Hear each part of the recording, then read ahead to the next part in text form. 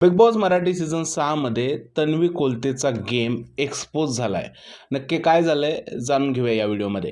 तर तन्वी कोलतेने आपला गेम सुधारण्यासाठी प्रभू बरोबर मैत्री केली होती.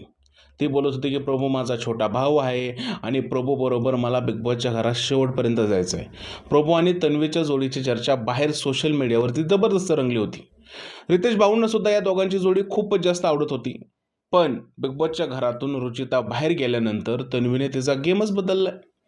राकेश बापटशी बोलताना तन्वी बोलत आहेत की आता आपल्याला प्रभू बरोबर खेळण्याची काही गरज नाही आहे किंवा आपल्या ग्रुपमध्ये काही गोष्टी होतात त्या प्रभू आणि दीपाली बरोबर आपल्याला शेअरच करायच्या नाही आहेत. याचाच अर्थ काय, तन्वीने जे आहे ते आत्तापर्यंत गेमसाठी फक्त प्रभूचा वापर करून घेतला आहे. तिला हे माहीत होतं की प्रभू हा क्विट दिसतो, प्रभू हा छोटा मुलगा दिसतो, प्रभूला गावातील लोक खूप जास्त सपोर्ट करणार आहेत. जर का मी प्रभू बरोबर राहिली, प्रभूला सपोर्ट केला तर त्याचे चाहते जे आहेत ते मला सपोर्ट करतील. पण आता रुचिता बाहेर गेल्यानंतर 10व्या आठवड्यामध्ये तिला हे समजलेलं आहे की प्रभूची गरज आता नाही आहे. त्यामुळे ती प्रभूपासून लांब जाण्याचा प्रयत्न करत आहे आणि राकेश बापटला तेच सांगत आहे. काही दिवसांनी मला असं वाटतंय ती काटा ग्रुपपासून सुद्धा लांब जाईल.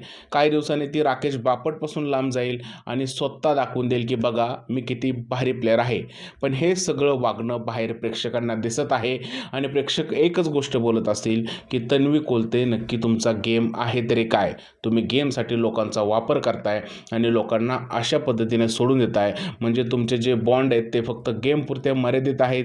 ते बॉन्ड फेक आहेत की तुमचा खरंच रिअल बॉन्ड आहे? बिग बॉसच्या घरातले रिअल बॉन्ड लोकांना बघायला आवडतात. पण तन्वी जर का गेमसाठी असे फेक बॉन्ड बनवत असेल आणि लोकांना फसवत असेल, याचाच अर्थ असा आहे की तन्वी कोलतेचा गेम एक्सपोज झाला आहे. तन्वी कोलते किती मोठ्या प्रमाणावर फेक गेम खेळते हे यातून स्पष्ट दिसत आहे. तुमचं काय म्हणणं आहे? खरंच तन्वी कोलतेचा यामुळे गेम एक्सपोज झालाय का? खरंच तन्वी कोलतेने प्रभूचा वापर केलाय का? प्लीज मला कमेंटमध्ये सांगा. व्हिडिओ आवडला असेल तर त्याला लाईक करा, शेअर करा, चॅनलला सबस्क्राईब करायला विसरू नका. भेटूया पुढच्या व्हिडिओमध्ये. तोपर्यंत जय हिंद, जय महाराष्ट्र आणि भारत माता की जय.